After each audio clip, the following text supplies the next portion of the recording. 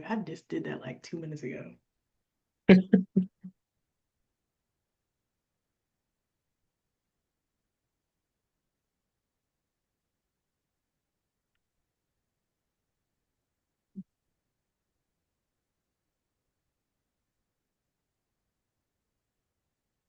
I just did that like 2 minutes ago. Oh, girl, don't do that.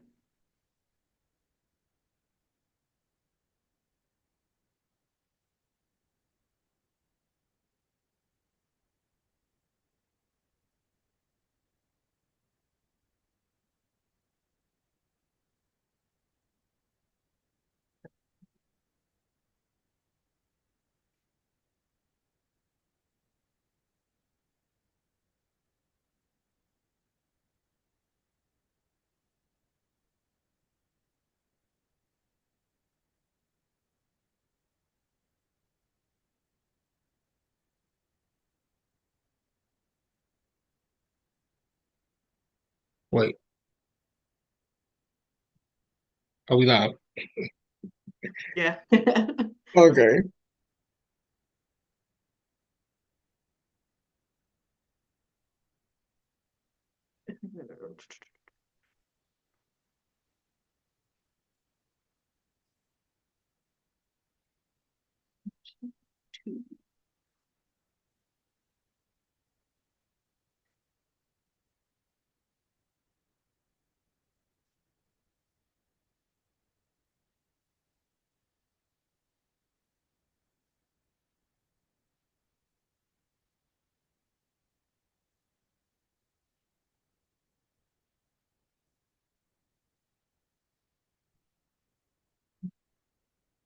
Me?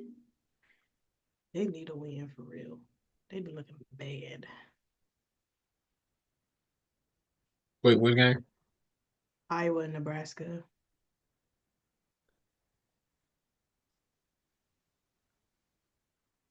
I think Iowa has lost like three straight. What's the fuck game?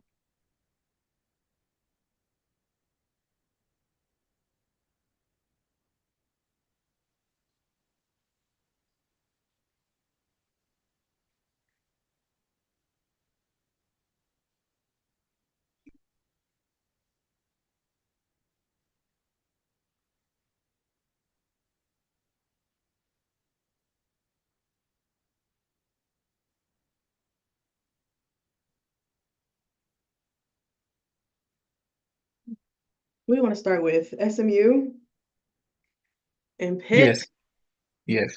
I definitely have things to say. Matter of fact, let me pull that box score up too. Let me pull the score up. Let me pull my thread up that I was talking about it on because that was wow. Oh my, what is that? Okay.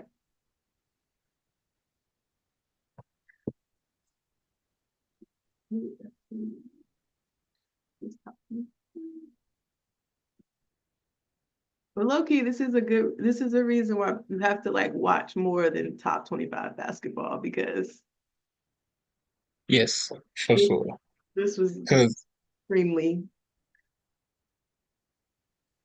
okay. So for people who did not watch, Pitt and SMU played on Sunday, and basically it was a historic win for Pitt because they overcame a 32-point deficit.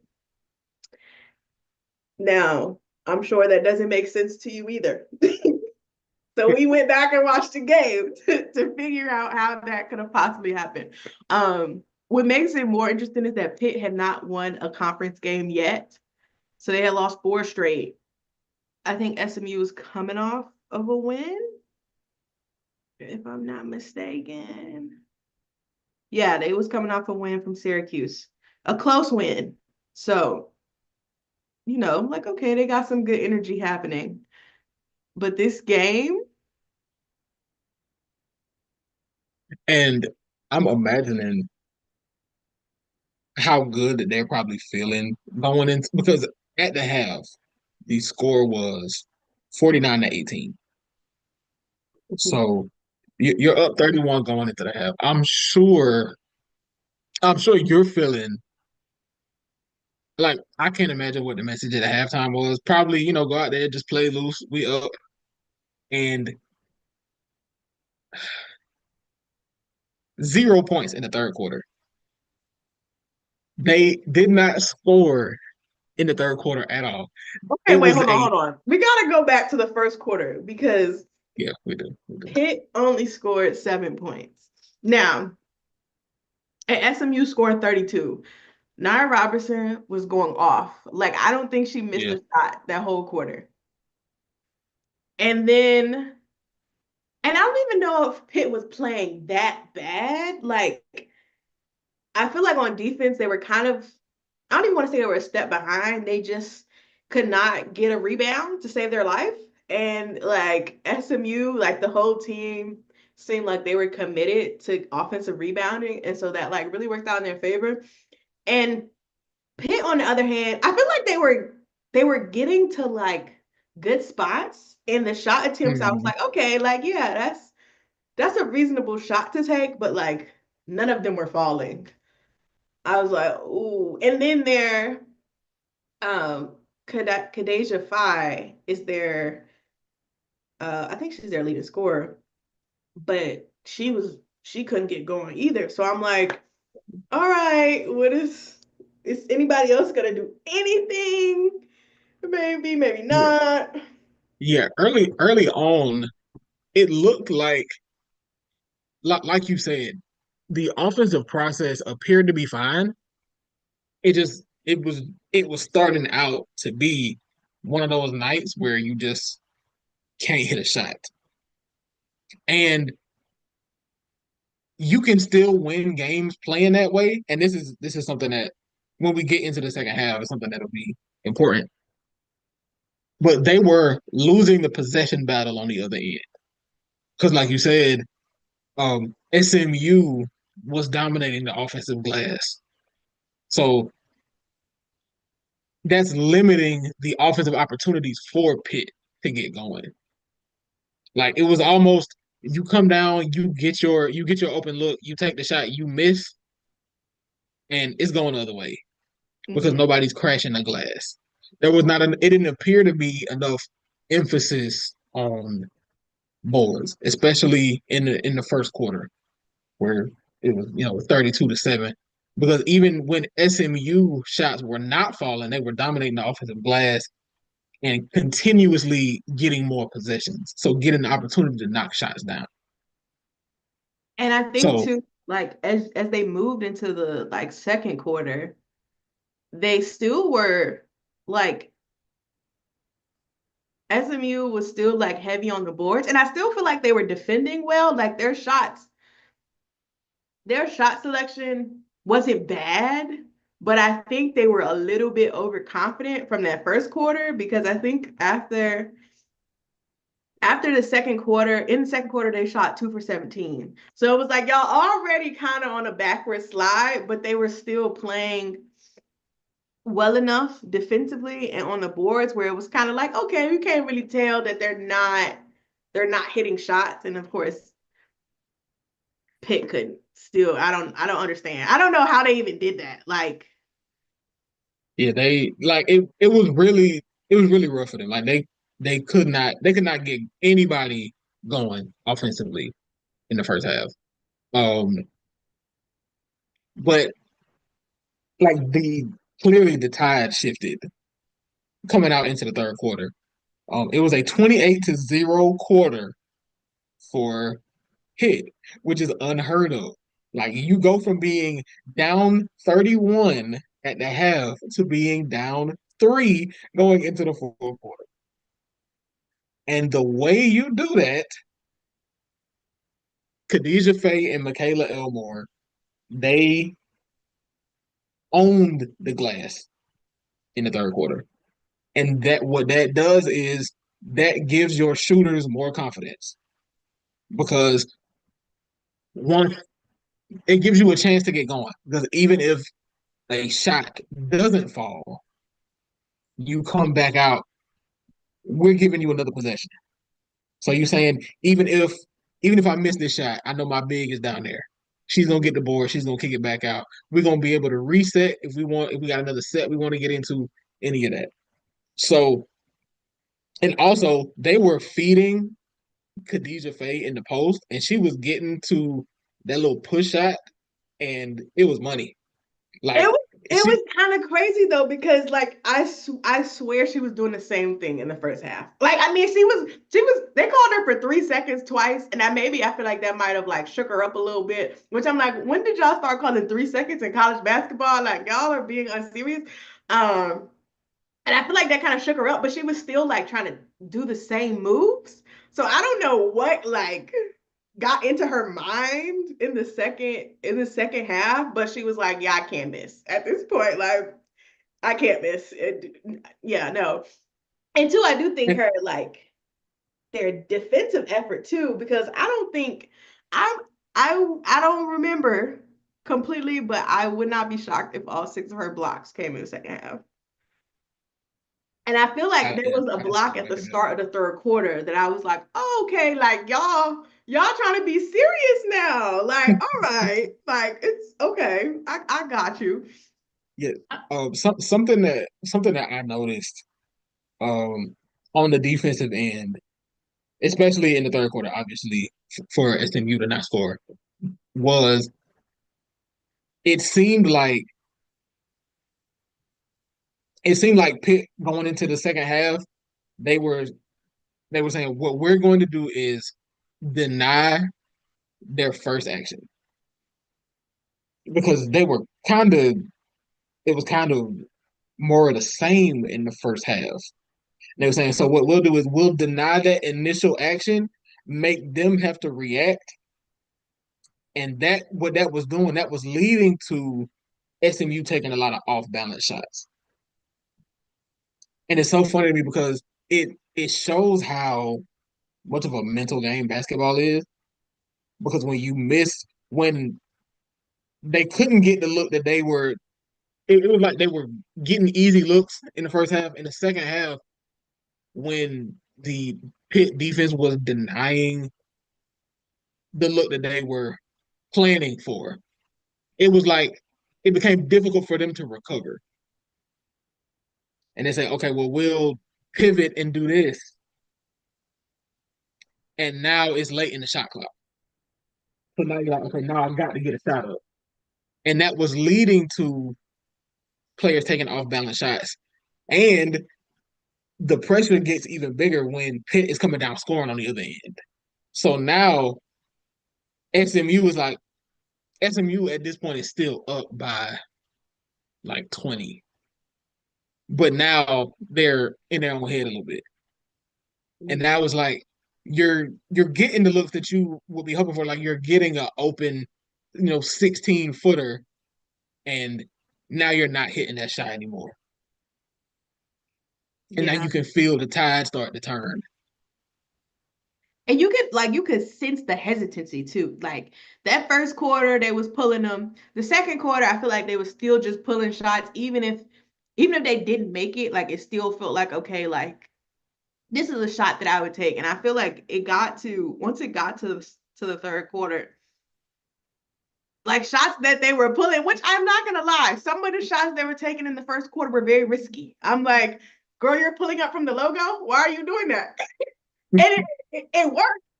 So it's kind of like, oh. But then you got to the third quarter and they were like, well, like maybe I shouldn't take that shot. Like, well, no, sister, you've been doing it all game. You need to go ahead and let that one go. Let that one fly so we can, you know what I'm saying? Just so that you remember that, like, as a shooter, you have to keep shooting. You can't just like, all right, I'm not gonna pull it. And I think that kind of hurt them too, because what I do think Pitt was defending well, they kept like they were just waiting. And it's like somebody might get a open shot, right? What the defender's far enough off from where they could pull it, and they was like, "We gonna pass it to Naya and see what she do." And like Naya's like, "Girl, it's 3 seconds on the shot clock. What y'all want me to do?" And it was even worse too because you can kind of tell that like it seemed like the team was kind of like, okay, Naya, save us, please. Like, just do Mm. something with the ball. And she was like, can y'all shoot? Can like anybody else do something? Like, she taking it to the hole, passing it off, and everybody else like, I'm gonna give it back. Like, girl, don't give it back. You're open. Just shoot the ball. Like, draw a foul or something. Like, something. Yeah, you kind of the it's in your head at that point. When you're passing up open shot, like it's okay for a shooter to have a bad game Yeah. because it happens. But when you're open and you're no longer shooting, now your whole game is off. Because at least, you know, you keep putting shots up until you knock one down. I mean that's the shooter's mentality basically. So for for you to not be willing to pull it, now I know something is wrong. Mm-hmm. And on the other side, you had Michaela Johnson who got one and she was like, "Oh, I'm knocking all of these down." Because like once she hit the first one, you feel like you. I saw her pulling up. She was like, "Oh, I know this one going in." Mm-hmm. Like you could see it, and the crowd got into it. All of that. It was a it was just a complete turnaround. And by the time it got to the fourth quarter, it was who was it? Um, Michaela Elmore when she hit the three in the fourth quarter, and that tied the game. Yeah. I said That they're like cooked. They're cooked. yeah, no, it was over. It was over. Like SMU, it was the point of no return. And another another stat that popped out at me when I was looking back at this game. Um, SMU did not make any 2-point shots in the second half. They there were two three no yeah there were two threes and two free throws. Those were the only points they scored in the second half. At that point, that's that's mental. It's in your head because you're not taking all bad shots. Yeah. And yeah. It was kind of wild too, because I don't even think they hit that three until like the 6 minute mark of the fourth quarter. Mhm. So it was like, girl, like, and I almost wanted to be like, I feel like the gut reaction is like, this is the coach's fault. Like the coach should have did something better. But when I say I feel like that lady was just like throwing anything at the wall. She was sitting people down, like she was making all of these like changes. You could see she was trying to call plays. And I'm like, nothing is working. Like nothing is working. And I don't even know like how you coach that, like how you even coach through that, because you could tell like even when they started to, Pitt started to get momentum in the third, she was kind of telling them like, just chill out, like it's okay, like run the offense, take the shot, whatever, whatever. And they just was like, I ain't got it. I ain't got it. But to go scoreless in a quarter is crazy. Like, and I think it made it worse for me when I was like watching it back. I'm like, I know they're gonna go scoreless, but watching them actually play it out, I'm like, how did they not hit any of these shots? Like, because it's not like they weren't bad shots. It was just like, damn, I can't hit a layup either. Like, I would just feel like, please just sit me down. Because, like, clearly I got bad juju because I can't do nothing. It was Yeah, crazy. yeah, like that. There were a couple of bad shots, but more than anything, it was them just. It was like they clocked out going into the halftime break. Like it was, they came out looking like a completely different team, and it was they had lost it. It was like they know they were no longer in control of a game, and they were still up double digits for most of the third quarter, and they I don't know. It was like they ran out of gas. Yeah. which is wild to say after 2 quarters, but Yeah, because that I was the feel way like it looked. they weren't even, I ain't gonna say they weren't playing hard, but they weren't playing hard. You know what I'm saying? Like, I don't feel like they looked like they were overexerting themselves. They weren't like pressing. They weren't like doing anything that I was like, okay, like, can y'all maintain this? Like, again, the shooting thing is like, yeah, like sometimes you have an outrageous shooting quarter, but it's supposed to balance out. And it seemed like it overcorrected in the complete opposite direction. And I don't know how you do that for 3 quarters. Like,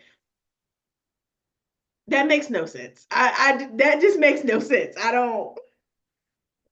Also, in the second half, they gave up on the glass. Like they ended up getting out rebounded in that game. Where at the half, it wasn't even close. Like the rebound margins were not even close. And at the end of the game, Pitt had more boards. Khadijah Faye had 12. Michaela Elmore had 13. Michaela Johnson had 6 rebounds.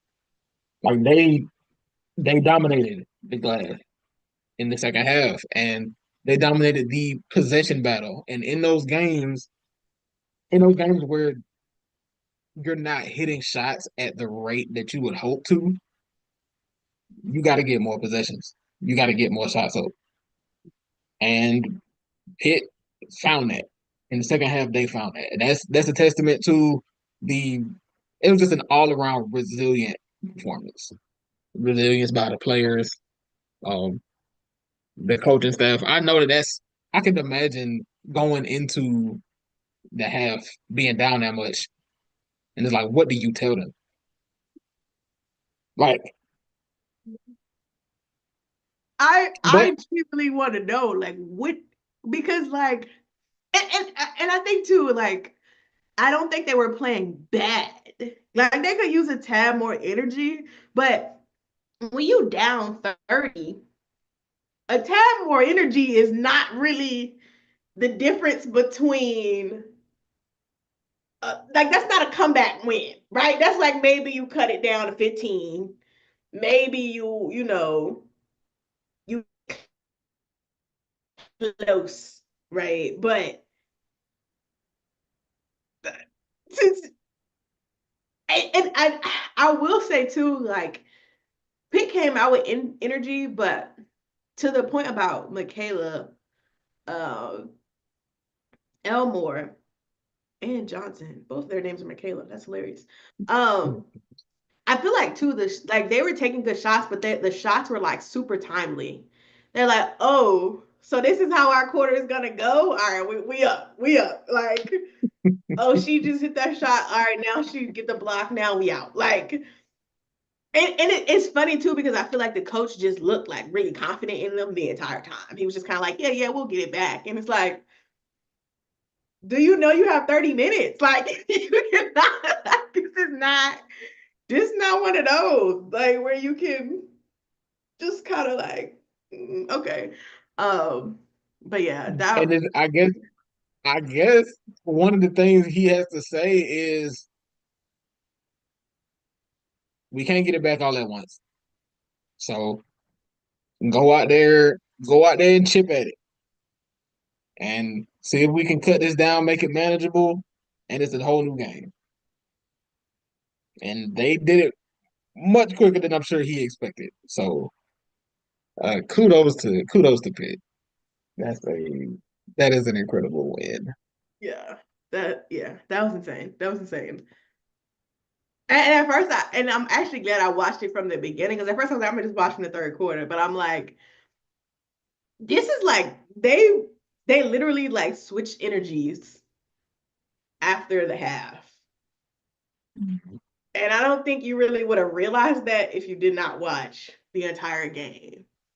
I mean, you can look at the box score and be like, okay, like she had it, she didn't have it. But like, I don't really think it really tells you that like how crazy they looked.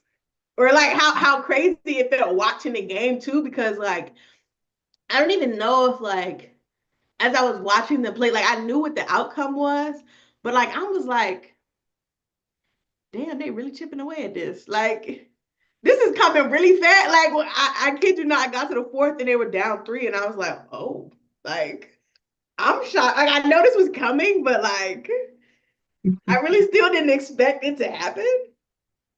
So that was, yeah, incredible performance by Pitt. The broadcasters were talking about like how that's going to be used as a recruiting tool, and I'm like, they better. Like honestly, like that's Yeah, that's what you got to send out. Like this is who we are. I don't know.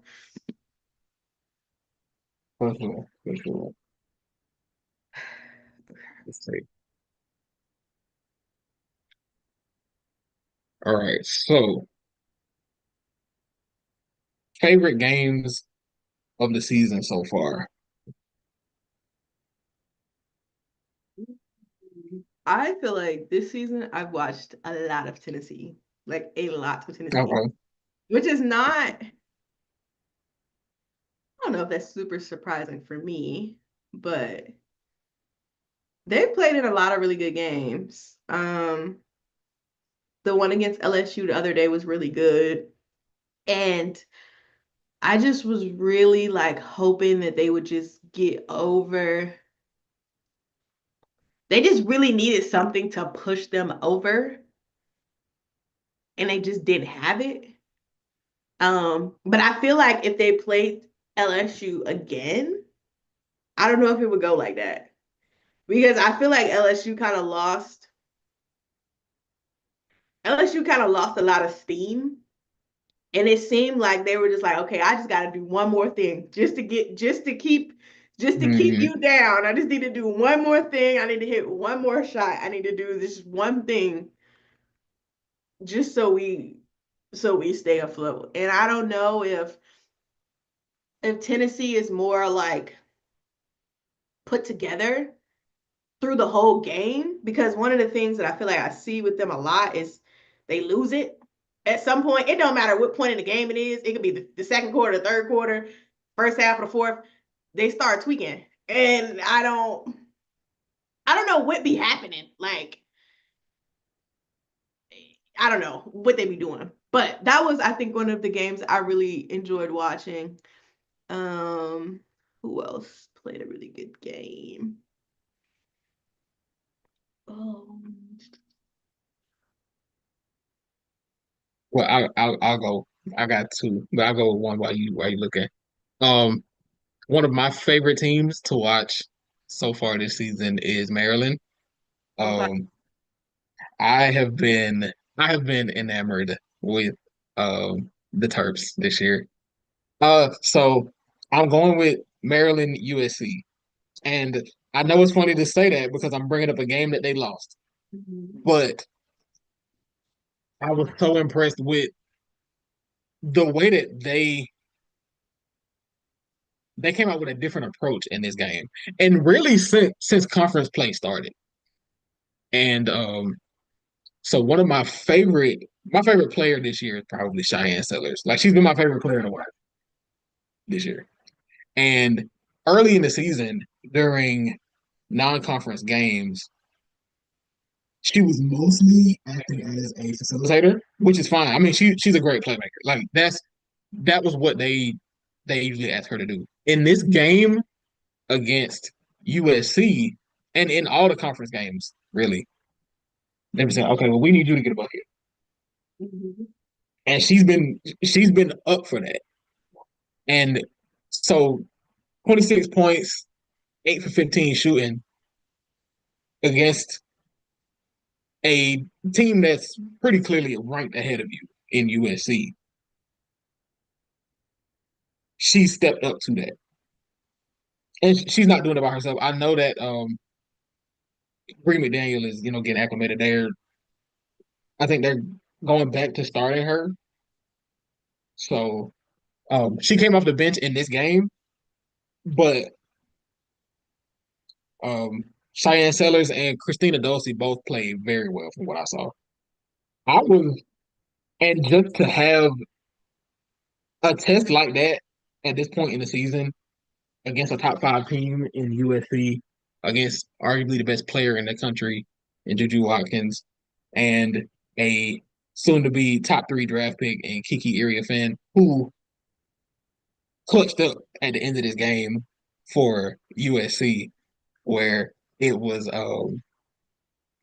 tied and Kiki Area fan gets a deep seal in the post and she's like, oh, that's a bucket and a foul. So we finna get out of here. Like it was that kind of game. Um her and Juju both had 21 points in this game. And I just that was one of my favorite games this season because to me that was a big test for Maryland to see how they would respond to a team of that caliber in this, and a big situation like a conference game, and they were up for it. They didn't come out on top. I thought that there was a moment in the fourth quarter where I thought they would hold on to it and pull the Mhm. win out, but eventually USC kind of clutched up, and they got it done. But I was pleased with what I saw from Which both teams. Yeah, no, I think that was actually a game I really enjoyed too. And I think too, like to the USC side, I think early on we saw Kiki really struggling to play with you. And I feel like she was like really in her head, not in that game, but just like early in the season.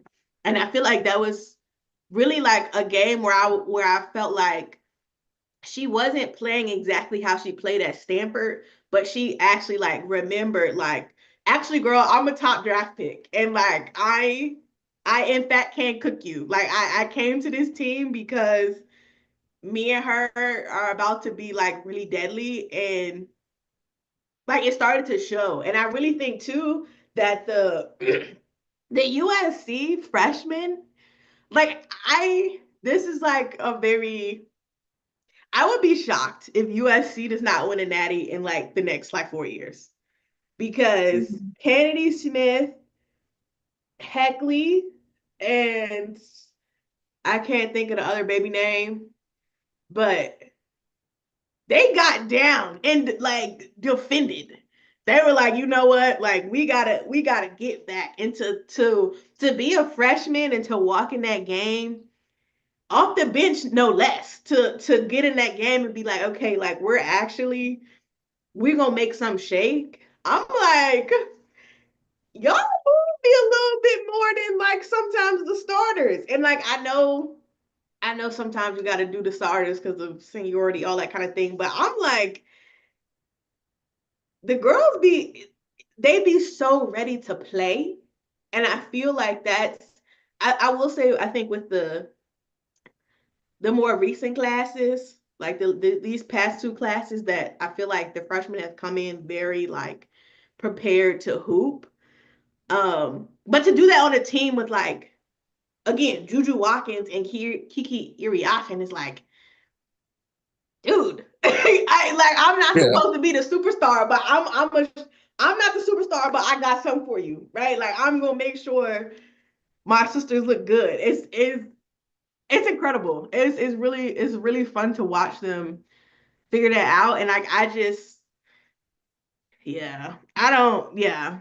But to the Bree versus Juju matchup, I did not expect, but they ate. I was like, are y'all beefing right now? Like, who are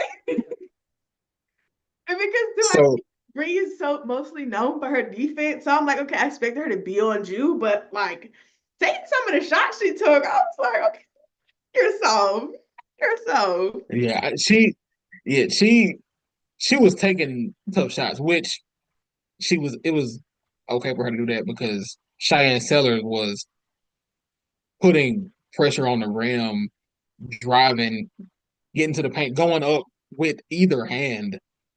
Like that was them two going back to back, and just the level of shot making from Cheyenne and from Juju in that game. That's what made it such a great game for me to watch because I was not expecting Cheyenne Sellers to go out there and go for and try to get 30, basically. Because she was like, I mean, we ain't gonna win if I don't do it this way. And I mean, that's just like she put forth that effort. And I gotta give credit to the freshmen, Kennedy Smith, Kaylee Heckle, Avery Howell is Avery, the other that's freshman. the name. Yep. They they all came to play. They come to play every night. I have to give USC like the I'm very impressed with the program just as a whole because they doing it this year. Yeah. And I don't know if I don't know if they'll be I don't know if they'll win the Natty this year, but they have as good of a roster as any to compete. Yeah.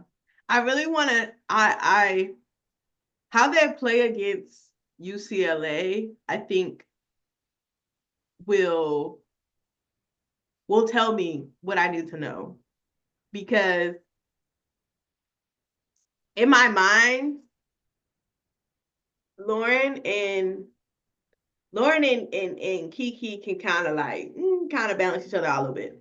But it's gonna come down to UCLA's guard play. And the problem really is you never know when London Jones is gonna have a good day. Like you just never know. And this is like left field. You never know when that lady's gonna have a good day. And I don't know. But yeah, we'll see. I think they play each other pretty soon too. Let me see. Oh wait, no, it's next month. JK. Yeah, it is the 13th. And they play each other twice. So it's about a month from now. The next one is the 1st of March. So Yeah. yeah, we'll definitely be looking to see how both teams come out in that matchup and see who gets up for a big game like that. Yeah. Um, another game for me. I'm going to mention the Florida State Virginia Tech game because I am using this as an excuse to talk about Tanaya Latson because Okay. she's been another one of my favorite players to watch this season. Um, she just it's so I love to see small guards that are willing to get in the weeds to go get a bucket. Like she's like I get most of my buckets on drives, and she's 5'8" guard, and she went in against Virginia Tech and gave them 40 at home. Like what? Like what? Like what can you do?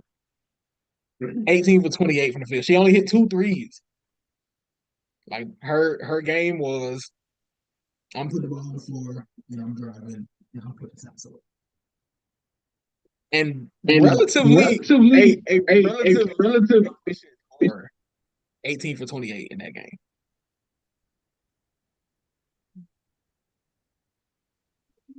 Hello, my beautiful queens. I'm so sorry. Hello. Oh, Don. Um, no, Tanaya has been incredible. And even to that game, like a 40 ball with 5 steals. So you was really out there working on both sides. All right. All right. Like, all right. Is she leading in points per game this season? Let me see. I want to say let me make sure though. I would say I feel like she was at one point, but then again, I don't know. What game did I watch her play? Oh yeah, she is leading. It's her and Hannah. Yeah, she's one, and her doggo is two. Yeah, 40 ball is crazy. That 40 is crazy. Yeah, and that was I mean, and that's a conference game. So and you're doing an honor roll. That was Florida State's first road win of the season, first true road win, and I mean, she showed out. And I just love the ability for small guards to attack the paint. And she didn't draw a lot of fouls. Like she only took 5 free throws, but it was just the fact that she was willing to do that. And I mean, Virginia Tech just couldn't keep up.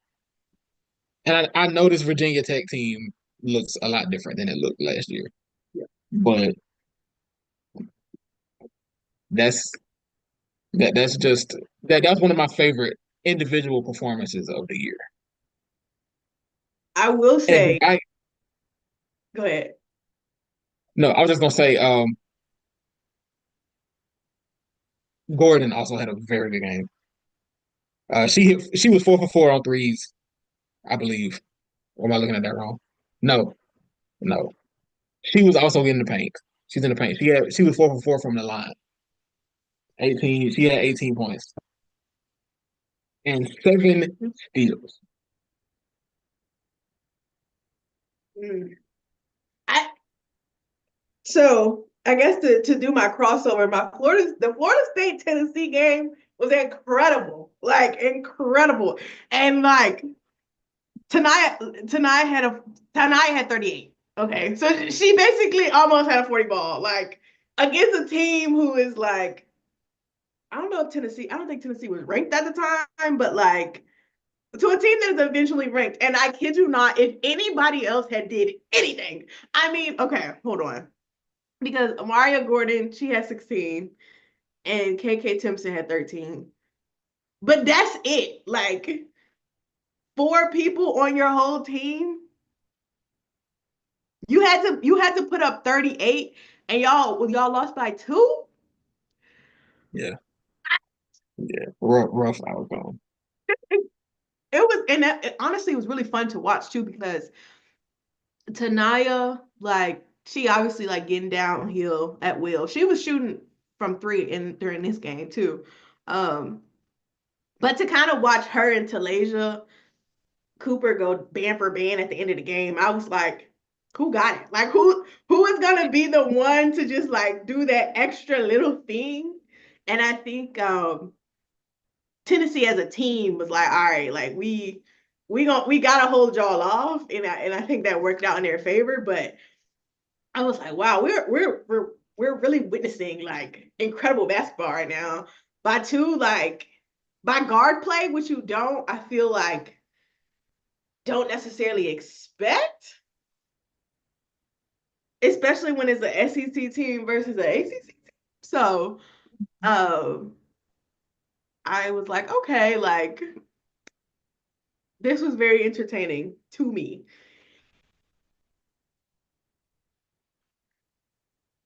So that one was definitely high on my list. I'm trying to think of what other games I like. I'm trying not to pick a South Carolina game. I will say though, every game after you losing to UCLA has been incredible. Like not incredible in Yeah. terms of like score wise because they've been beating the shit out of people, but it's been incredible in the sense that like that UCLA game, they walked in that game just doing bullshit. Like nobody was ready. And I Mhm. don't think they have walked into a single game like that ever since. Like, yeah, like in some games they've had a little bit of lapses, like maybe a little third quarter, a little slump or whatever. But I don't think they've played a single game since where they were like, we're not gonna come out and play serious basketball. Um, and it's been really fun to watch. Because too, it's the same thing in last year where you just never know you never know who gonna really have a good day. And so it's been Malaysia, it's been Pow Pow, it's been Tessa, it's been we seen Sanaya hooping. Like it's just been everybody like contributing. And I don't know. I can't root against them to not win another natty. I know people are like UCLA, Laura Betts. I don't know. The way that Sanaya Biggin was playing Odaker from Texas, I was like, oh, they might never lose another game. They might never lose another game. I'm so sorry to these kids. Ooh, they might never lose another game. Wow, like it was, yeah. So I don't like every South Carolina game. I've been like, I'm moved. I'm moved. I'm moved. I'm I moved. think there's something to be said for going into that game against UCLA and just getting outworked and kind of coming back from that and saying there will not be another game this season where we are unprepared. Because that game, I do think talent wise, those teams are neck and neck for more or less. But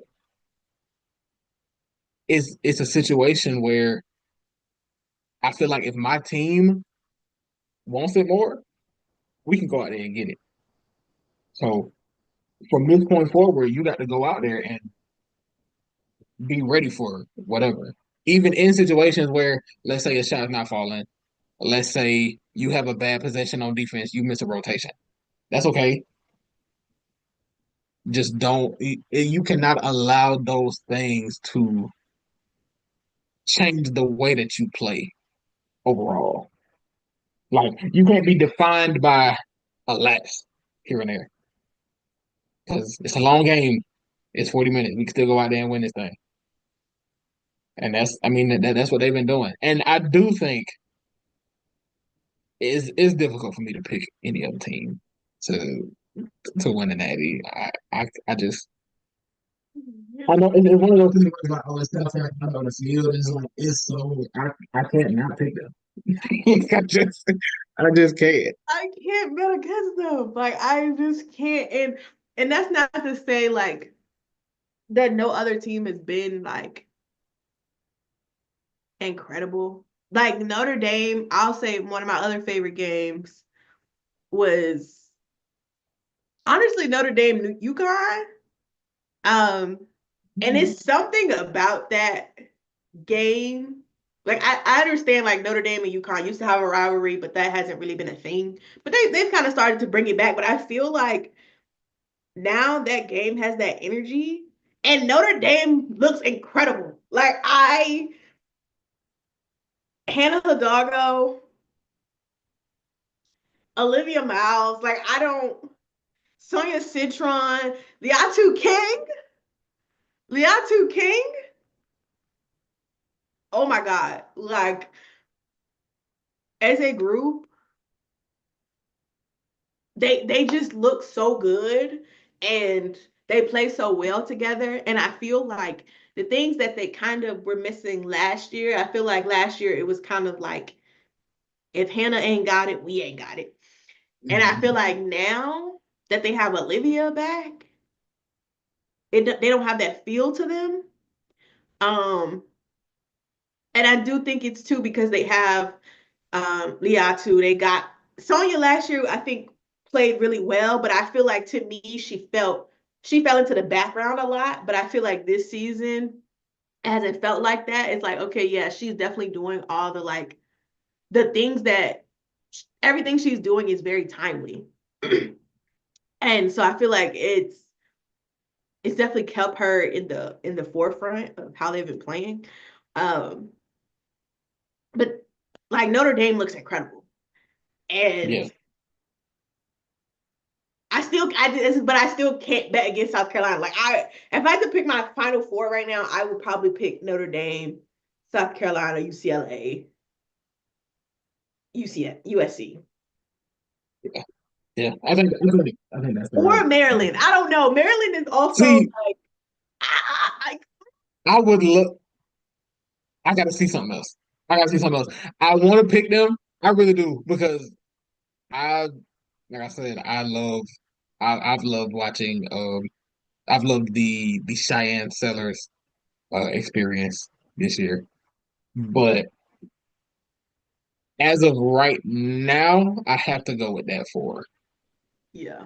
I'd have to go with that four.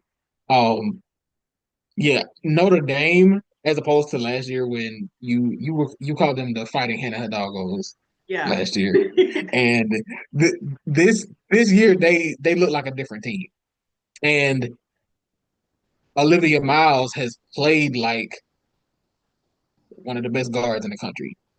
Like she's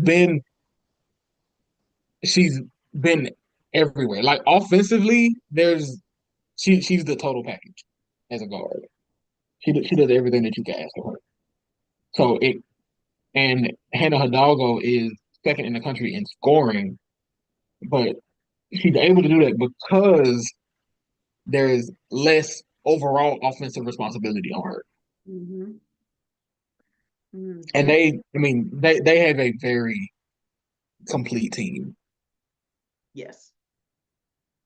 Yeah, because even Kate Koval, and she's is her name? Yeah, Kate Koval she's coming along really well as a freshman. And they got the girl from she came from Marquette, I believe.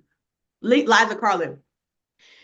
She wasn't Okay. playing early on because she was injured, but like now that she's in the rotation, I'm like, they can't really lose right now. Like they can't really lose right now. But then I'm like, I don't know. So I know March Madness is about to be insane. Like it's about to be insane. And it's like I want everybody to win, but they can't. They just cannot. And that's gonna hurt me. This is and last year was insane. Especially for it to be the first um one of the first tournaments that I was able to actually watch most of all the way through. It was just electrifying basketball. Like I would love to see another performance like we got from um Reagan Richardson when Duke upset my Buckeyes. Well, like I loved to see that. Even if it was against the team I was rooting for. Like to see those I enjoy those type performances. I enjoy seeing players get hot. And in that kind of tournament, that's all it takes. All it takes is one player to get hot, and it's I mean there's no way to predict that. So And that's why I'm saying the London Jones get hot game.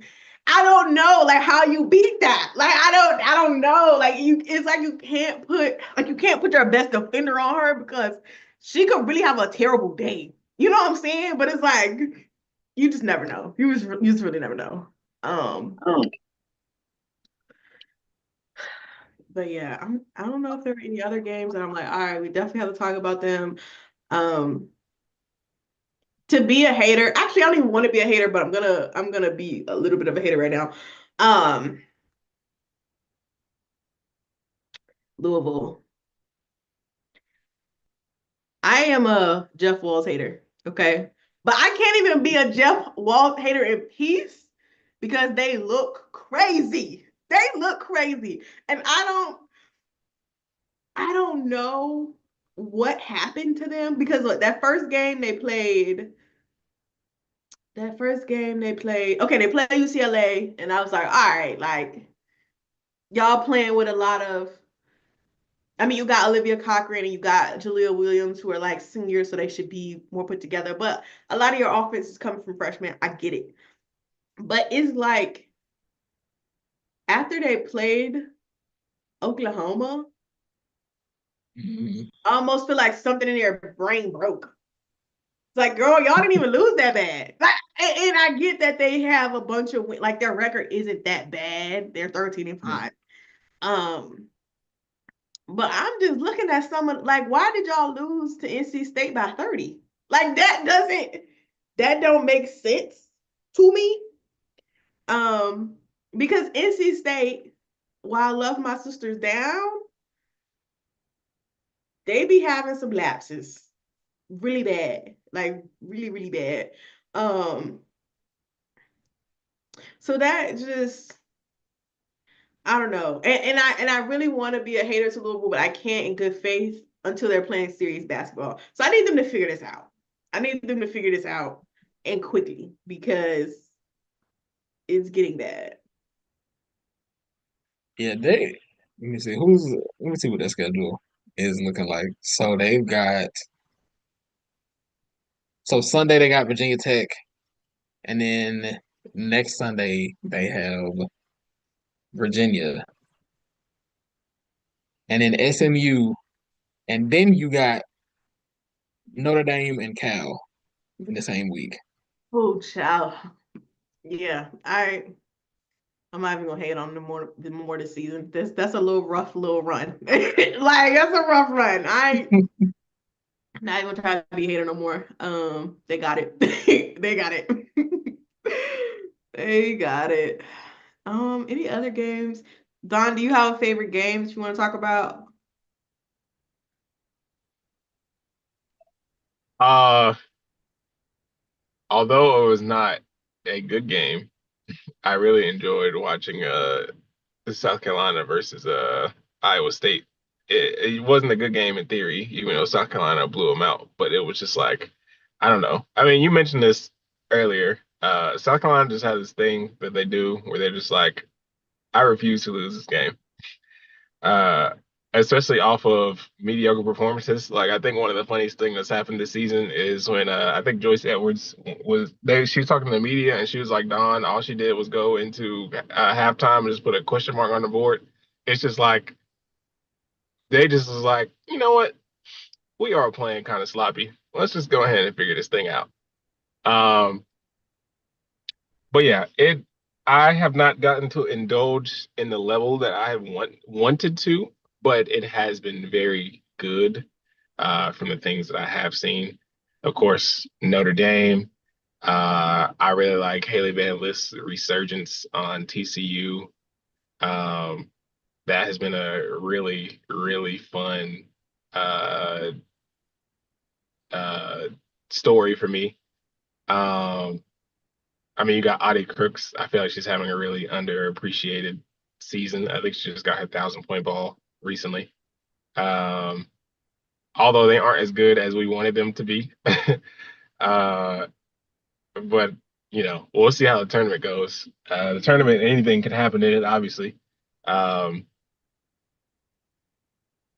yeah, it's very good ball. Like I cannot complain. It's gonna be a lot of hurt feelings and a lot of really sad individuals, and it's gonna hurt me when some of my favorite teams and players lose. Because I mean, y'all mentioned the top four. I would love to see South Carolina win another one. I would love to see Notre Dame win. I mean, they have like arguably the best duo in the country. Hannah is playing like the best player in the country. You know, Juju and Kiki. Um, UCLA looks really good. Like it's a lot of very credible stories. Um, but yeah, it's been great. It it's always great though. Yeah, TCU has been a fun one to watch. Because Sedona Prince and Haley Van Lith are actually kind of incredible. And I'm kind of disappointed that she didn't go to TCU Center. I'm not gonna lie. Um, She should Granted, have I mean, just I think it worked out the way it needed to because TCU had to get the volleyball players on the team last year, so maybe she didn't really need to be around that. But You they've know been what? good to watch. You just reminded me that everyone on TCU basically like disintegrated, and they were holding tryouts. Yeah, mid season. I completely forgot about that. Yeah, no, that was rough. To the Iowa State point, y'all know I love Iowa State. Your youngins. Oh, One it's more, so one more, hard one to more, watch, one more bro. year, they won't be your youngins anymore. Bro, it's been so hard to watch. And it is really saddening me because Audie is fucking hooping. Like she had 33 and nah, 8 the she other playing well. night.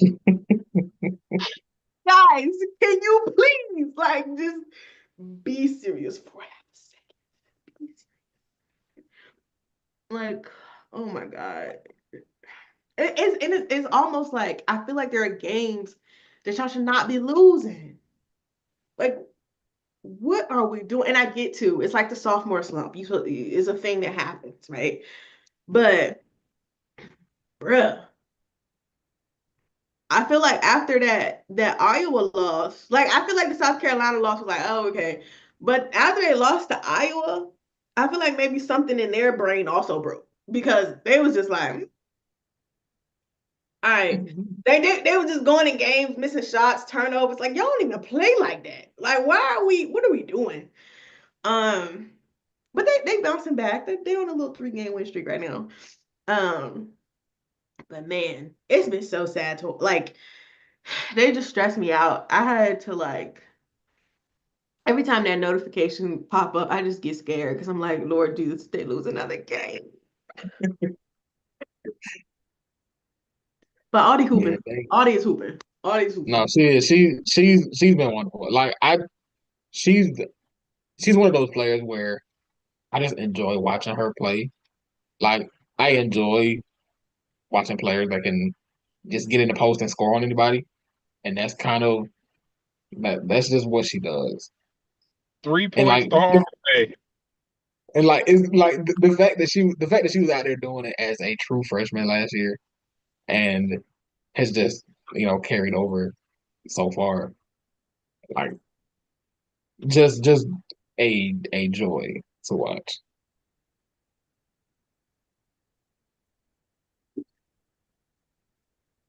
I don't think But I yeah, have any. they got West Virginia on Sunday. And I'm gonna be tuned in. West Virginia, they had me stressed out because we had lost to Colorado a couple weeks ago, and I was like, y'all being for real? Like, ain't nobody even at Colorado. Y'all need to hold on. They got their lick back though, so I'm gonna let them rock.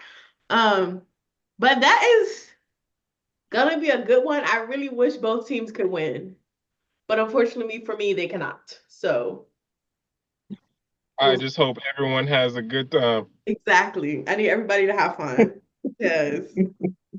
Oof, Charlie.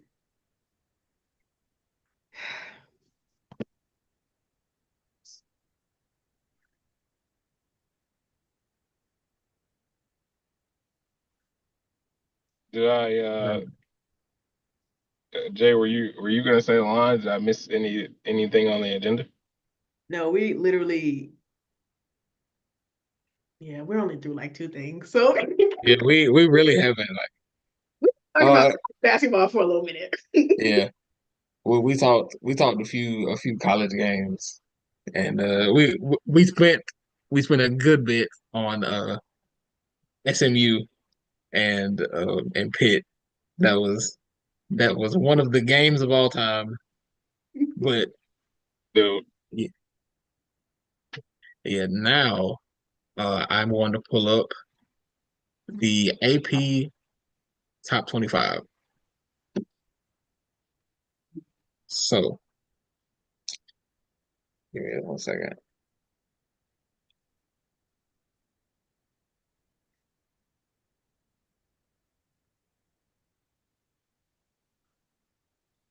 I hate that my computer just like doesn't just like know that I'm looking up women's basketball. It's like I don't. When have I ever searched football on this computer? Like y'all know who I want to see. Why are we doing this? All right, so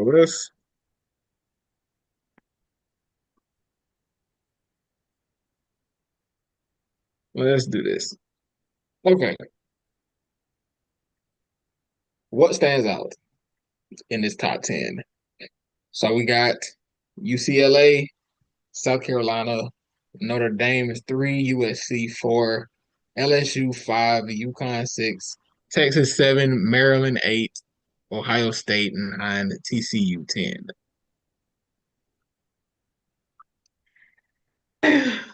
It's interesting to me that TCU crept back into top 10. Not that I disagree with it, but um I'm like, okay, okay.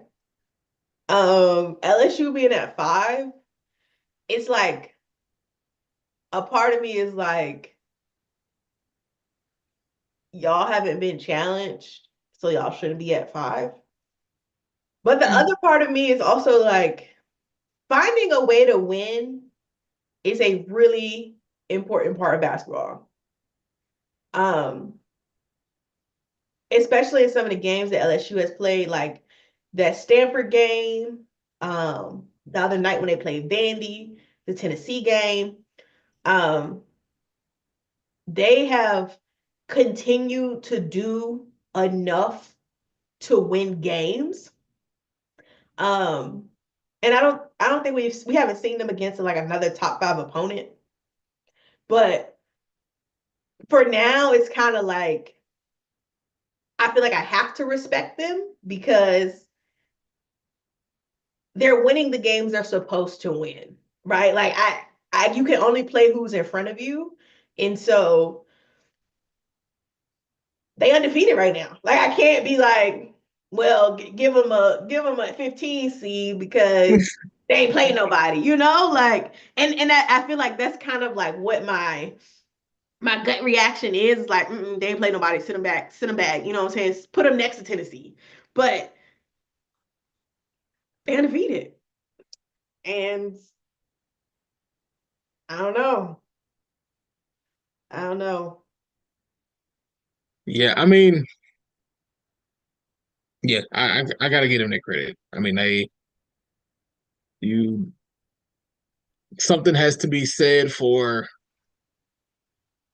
you know, winning the games that's on the schedule. Like it's just like, yeah, you're supposed to win this game, but there's still you still have to go out there and do that. Like you still have to apply yourself. You got to Right. go out there. You got to go out there and play your game. So now getting into conference play. Let's see, coming up, they've got I think they got South Carolina next week.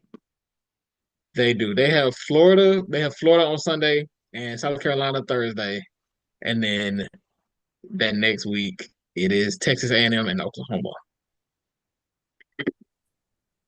Um, Florida, don't know if they want to be good or bad. So I don't know.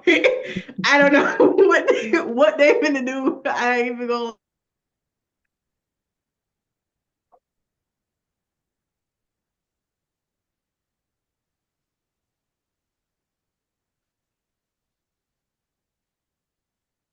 Okay, I have a question. Okay. Y'all know this is more my question era. Yeah, as it's a lot of teams to learn, so I got questions. So I see obviously, UCLA beat South Carolina when South Carolina was number one, and so UCLA has been number one ever since, and they have not lost. But I've seen a lot of people were questioning why UCLA is still number one. Do y'all have that same question, or like are people tripping, or what's the issue with that? Well, see, I understand the question, but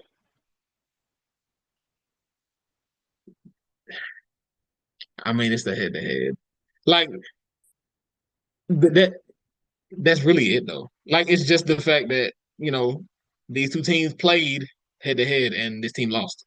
So they they number two for now. Now I do think as conference play goes along, there's going to be a shift here because me and Jemay were talking and we mentioned that UCLA USC is in a couple weeks. As a matter of fact, I want to say that's a month from today, or like in that area.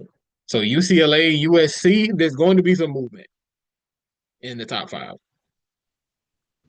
So that's gonna be that. I don't really have a question. I don't really question that because I get it. Like I understand the rationale, but that's just. I mean, they're gonna let UCLA is gonna have to lose for them to come off number one. I need to look at UCLA's and LSU's schedule. So does UCLA have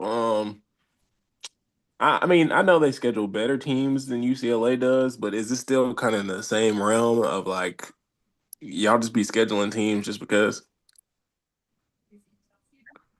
I, I I'm gonna say no. Like it ain't like like it was a couple of games where I was like, all right now, like it is, but for the most part, I think the schedule hasn't been it ain't been too good. Like the non-con schedule was not it wasn't as Actually, I think bad, I will UCLA's say. non-conference was stronger than LSU's, but it still wasn't like I still don't think they were playing like top 25 team, whatever the fuck either. So besides South Carolina, but then again, they won that one. So Right. Yeah, and I think and that's like that kind of gives you that's yeah, that's what they go off. They say, I mean, in the head to head, UCLA won it. So they're gonna be number one until they lose. Now they do have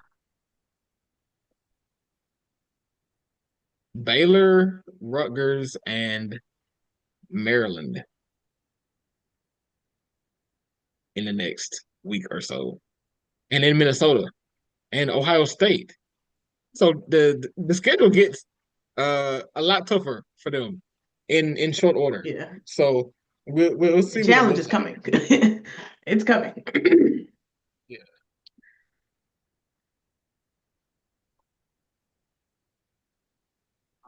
And let's look. So let's go down to I see. So Kansas State 11, number 12 is Kentucky, Oklahoma 13, North Carolina 14, Tennessee 15, Duke 16, Georgia Tech 17, Cal, Alabama, West Virginia, NC State, Michigan State, Utah, Minnesota, Oklahoma State.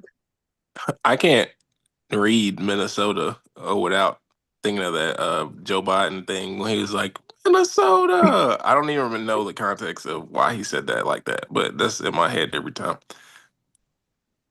Who are y'all favorite teams that are either like under like top 15 or like unranked? Under top 15, Duke. I like Georgia Tech too, actually. Um, West Virginia. I don't know. West Virginia gonna have to prove something to me, but Duke and Georgia Tech has proved something to me. I mean, I know they just lost recently. Um, but they just showed me something. Everybody else on this list, I'm like, Cal too, though. Duke, Georgia Tech, Cal. Those three, I'm like, all right, y'all to prove to me that y'all are definitely more competitive than we expected y'all to be.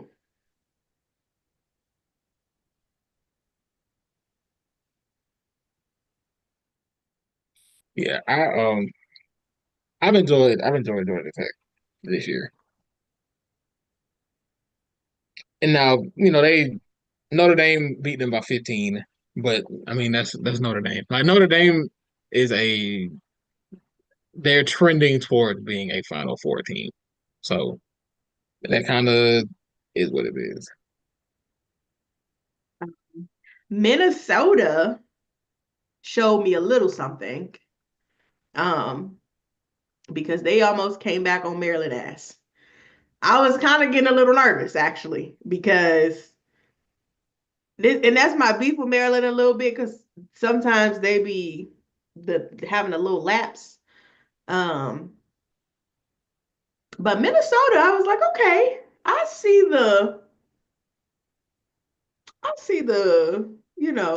y'all might have something there. Oklahoma State, though, I don't know how they got on this list. I'm not gonna lie. I don't know how they got it.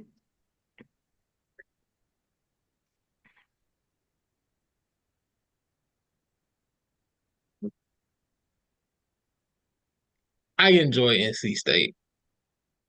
still. But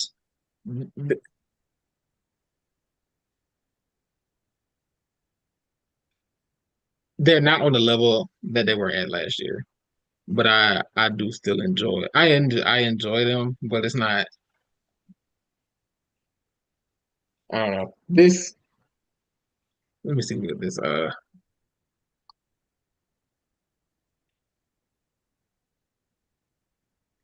They did beat up on Pitt tonight. They beat them by 16. So, but yeah, they had a good game. 22 for Isaiah James, uh 13 and 10 for Madison Hayes, 15.7 assists for Sanaya Rivers. They had a good game. But Y'all know I love Zoe Brooks, but they be stressing me out. I don't. They're a team. They don't know if they're gonna play serious basketball or not. Like you gotta wait till the game is about halfway through to know if they're gonna be serious or not. And I can't stress myself out like that. I gotta take a step back because the games they be playing, I'm just like the talent that they have, I'm like, y'all should be good. Like I get that kind of last year it was a little bit of an anomaly because people didn't expect you to be as good as you were, but it's like now you've shown these people something, and it's not like their current rookies aren't good, but also I still don't think they have like a lot of strong post play, which hurts them, of course. So I think that puts them in a lot of problems. I will say, I guess I was being a little too mean to Oklahoma State because they beat Iowa State. That was during their backslide, I guess. They beat Baylor.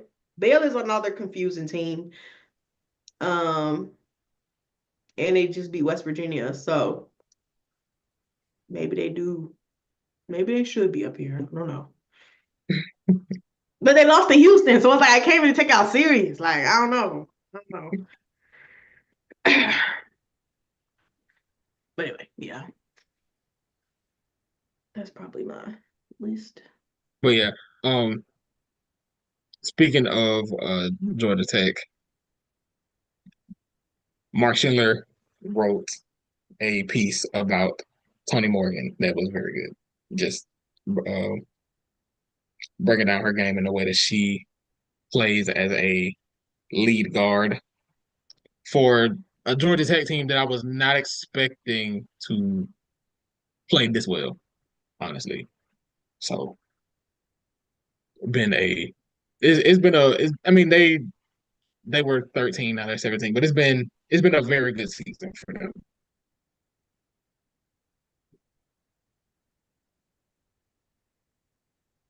Yeah, I didn't expect them to be good either. Not to be good, but I didn't expect them to play as well as they have. So, yeah, they've impressed me a lot.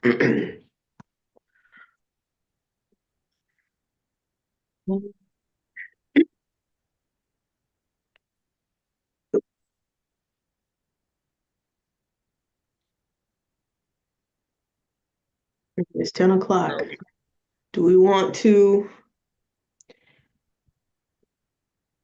How much more of this do we want to try to get through?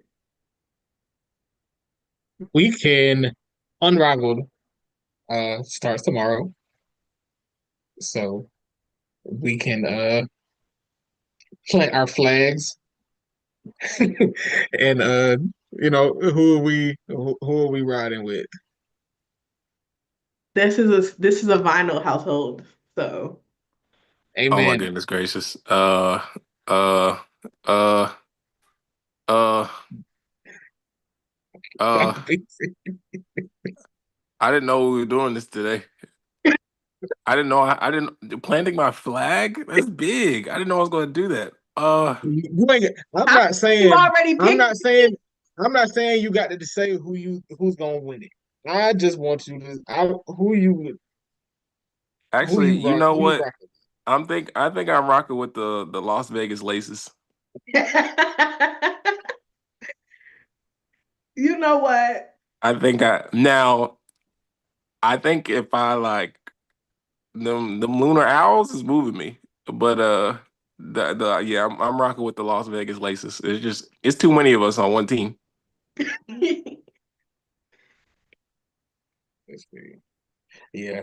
Um, that honestly made the vinyl a really easy pick for me because they got Ryan and they got JC. I They do understand not have, they the Atlanta Vinyl Club over here. yeah. They don't have Leash though, which Yeah. we gotta we need Make make some trades. we need a trade request put in. They already But tampering. Like this is definitely like WNBA tampering. I have to keep saying it because it's insane that how they getting away with this. Like everybody in the media press conference is like, what y'all saying to Saw 2 to get her to come to your team? Why are you saying that? You're not supposed to be saying that. Like, I'm rule against this. When so when Alyssa Thomas is a ace, we know it's because Jackie Young and Tiffany Hayes was talking that talk. Like I know y'all can't be practicing because of pickleball, but I bet you that won't happen over here. really quick, just to keep everyone informed. I'm putting the Unrivaled rosters up here. So we got Don and his Las Vegas Laces. You got Jackie Young, Tiffany Hayes, Kayla McBride, Alyssa Thomas, Kate Martin, and Steph Dolson. The Lunar Owls, Nafisa Collier, Courtney Williams, Skylar Diggins Smith, Alicia Gray, Shakira Austin, and Cameron Brink. The Mists, Brianna Stewart, Dejanay Carrington, Courtney Vandersloot, Joel Lloyd, Aaliyah Edwards, Brakia Jackson. The Phantom, Satu Sabali, Marina Mabry, Brittany Griner, Natasha Cloud, Katie Lou Samuelson, and Sabrina Ionescu. And the Rose, Angel Reese, Chelsea Gray, Brittany Sykes, Kalia Copper, Azarae Stevens, Lexi Hole, and as for me and Jemay, our vinyl is Arike Agumbawale, Ray Burrell, Ryan Howard, Aaliyah Boston, Jordan, Canada, and De'Erica Hamby. Not to be biased though, I really do think Vinyl got to be a top 2 team. Oh, maybe top 3. Maybe top 3. But kind Okay, of so because the see, only team that I'm like kind of scared of is the Lunar Owls. Like low key. Low key. I mean, I know they're a person short because they don't have Cam Brink. But feed court and leash kind of move me in a way that I feel like it's unfair. This is what I'm saying. That drafting shit, I don't think they did that right. Because that don't seem really fair to me. That you got, I don't know. I don't like that. they got Skylar and they got Skylar too. Like, yeah, It's that's funny yeah. because I'm looking at all these rosters. I mean, I like most of them for the most part, but I think the Phantom was playing. The Natasha Cloud, Brittany Griner, Sabrina, Marina Satu, and Katie Lou is just not that's roster is not moving me. And I don't even know if that's something I really want to like. It's not that I want to watch it, but it's like if the Phantom are on TV and somebody else is on TV, if the Mist are on TV, I'm watching the Mist or Lunar Owls or something. I don't know. That's just not like a. It's like the I guess of the league. I don't know. See, Yeah, the Phantom don't move me either. Rose, low key, I hate to say it because they really do have like all the girls I love, but they not really moving me either. I'm not gonna lie. I mean, they got my fave on there. Chelsea, please don't listen to this part. But what is this? Like, I mean, Ka and your best big is Angel Reese, and that is not to be shady, but your best big is Angel Reese. I don't know. I don't know about that. I don't know about that. I think the Phantom and the Rose can combine into one team and still not be better than the Vinyl. I don't I can't I don't know, man. See, So I feel like the way that the roles are gonna have to play is gonna depend on Kai as a scorer. Yes. That's the way that I see it. That's the way that I see it. Because she's the one who has the ability to take whoever's guarding her off the dribble and just get to her spots and get her shots. So it's going to be I feel like they're going to be dependent on her as a scorer. Now, Chelsea is a great facilitator, but the thing is, 3v3, you're operating in so much space. And is ironically, Chelsea to me thrives in situations where she can just create a little space for herself and she can get hurt, Yeah. which she doesn't have to do that. She didn't have to do that in this case. So I'm interested to see um what that team looks like. It's almost like she gotta have, not has to have, but like we gotta put the knockdown shooters on the floor with Chelsea. Like, and I guess Lexi is the knockdown shooter on his team. But that's what I'm like. I don't know. This roster stressing me out. I don't know what they got going on. I don't know. I think another thing is the fact that like what makes Asia and Chelsea such a crazy duo. On top of the fact that Asia is just really good at basketball, Asia has like arguably the best hands in the league. Like she catches everything. That helps so much when it comes to Chelsea's playmaking. Are the bigs on, well, not even just the bigs, but I mean, especially the bigs, are they going to be able to capitalize on the opportunities Chelsea makes? Because are they going to be able to handle it? She might have to take some of that heat off. Look, if my sister can't make her the behind the back passes, take them off the TV. Take them off the TV. We don't want to see it. Okay, we don't want to see it. Everybody needs to get prepared. I will say though, from a content perspective, I do feel like low key the Rose has had the best content. I can't lie. I am so like moved by them as a team just by having fun. The basketball, I'm not locked in on, but as a unit, as mentorship and things happening, I mean, Kalia Copper and Angel Reese was not a crossover I really thought we would get, but I'm moved by that. I'm moved by that, and I think that like that could really do something for Angel's game. So like this team, they could probably get better playing in practice with each other. Are they going to win any games? I don't know. I don't know. We're gonna have our unrivaled ranking pretty soon, and that'll be fun. Am I going to be biased and have my vinyl at number one? Probably, Yeah, but why not? we will see.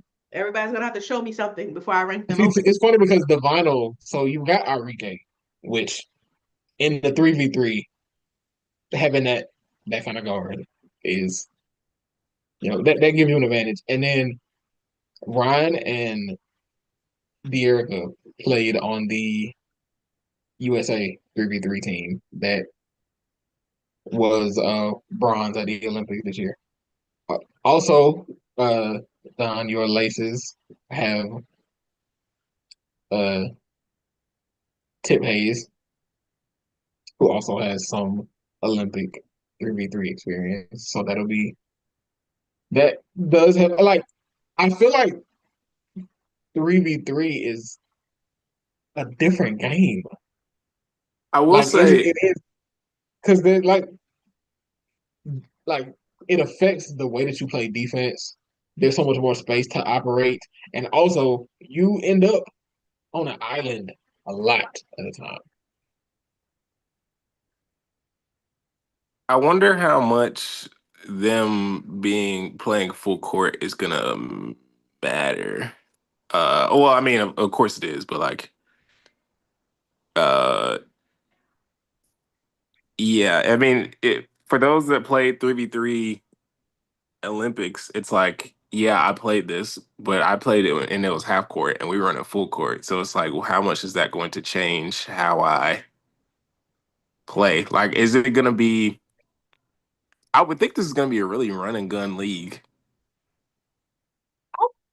I feel like it'll be less stressful. I almost feel like Unrivaled is going to be less stressful because of the time constraints. Like in regular 3v3, you only got what, 20 minutes? Like you don't have a lot of time to the way you make subs. You got to do everything on the fly. And I think they only get what, like a 12-second shot clock or something. On Unrivaled, I think they're getting 18 seconds. It's full court. So I feel like it gives them a little bit. I think it'll be good to teach them how to operate in less space. But in terms of like actually, which I think will help them in 5v5, but I think helping them in actual 3v3, I don't know. Yeah, I don't know. Yeah, I'm gonna have to think about these. I'm gonna have to think about these rosters and think about how I would sort them out. We gonna actually make some some power rankings for them and like yeah, we're gonna do power rankings for preseason and then look at them and be like, actually, we stink for assuming they were gonna stink. Yeah. It's actually funny because I feel like we have not spoken about the Mist, and they're like probably the team that low key it's This kind team of is hard. Like this they team like is low this key they team is probably should in win. this team is insane. Like they really got it. Okay, so Do Now we I will cheated? say Do we cheated for Lloyd, real? the We miss to cheated. me depends on how serious Jewel Lloyd wants to be. It don't matter. That don't even matter because if you on the floor like Sloot is the only person on here that I'm a little concerned about, but also it's 3v3, so she ain't even got to run that much. And we know she's an excellent facilitator. I cannot see a single lineup like where I'm like, they gonna look crazy. Like they can't put them out there. Maybe if they did Sloot, Aaliyah, Rakia, they might look crazy. I don't know why they would do that. But look, the shit could still work because Aaliyah has a midi, Rakia has the midi. Like Sloot can get anybody to ball. Like, I don't know. I don't know. I this team might be number one to me. I'm gonna put It another might. team on my list, but yeah, yeah. Yeah, this like Joe Lloyd is the same way I talked about Enrique when it comes to the vinyl. Joe Lloyd is the type of guard that you want to have in this setting. I feel like Do y'all remember, was it 2 All-Stars ago when they had the like 2v2 contest? Did y'all watch that on I fucking did Instagram Live? when it was That was some bullshit, but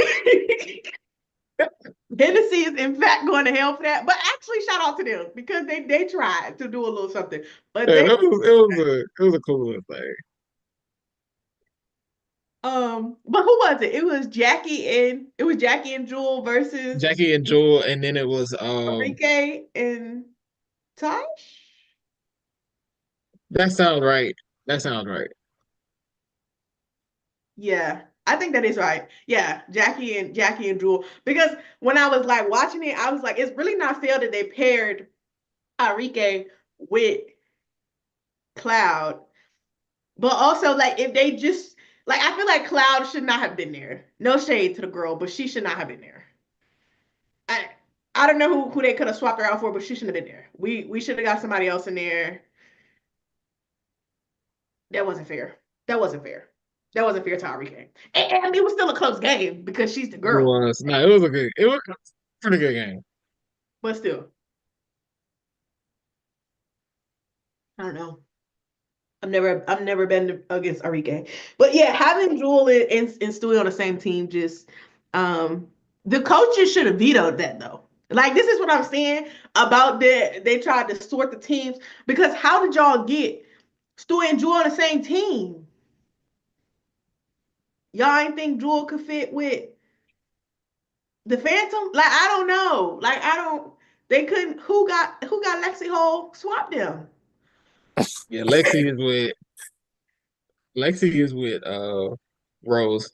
Like y'all couldn't get them Jewel? I don't know. I don't know. Anyways, yeah, I guess we'll have to put our power ranking out tomorrow. I can send mine like by the night or in the morning. Yeah, I'm gonna be thinking about. I'm gonna have to sit on this for a minute, but it won't be too long. I have it put together. Fortunately, it's only 6 teams. Yeah, Yeah, I understand. so Yeah, I'm 1 and 2, I guess. Everybody else, I don't know. I might just throw something at the ball, see what's there. Pick the first one. Who cares? I know who 5 and 6. 1 through 4 might be an issue, but I know who 5 and 6. Holler. damn, I really like most of these teams. Most. Most. Emphasis on most. We will see. We will see.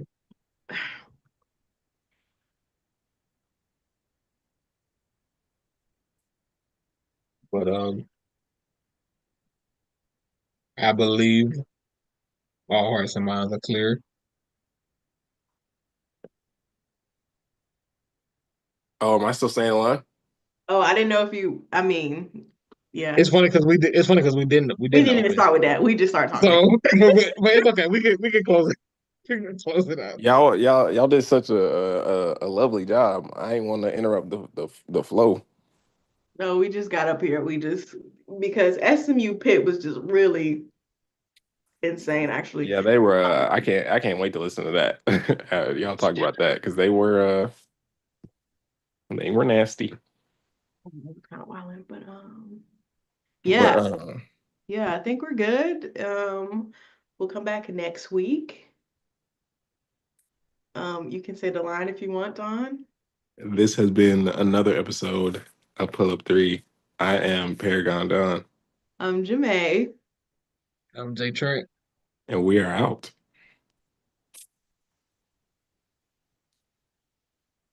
Oh wait, If okay, there it is. 61 views.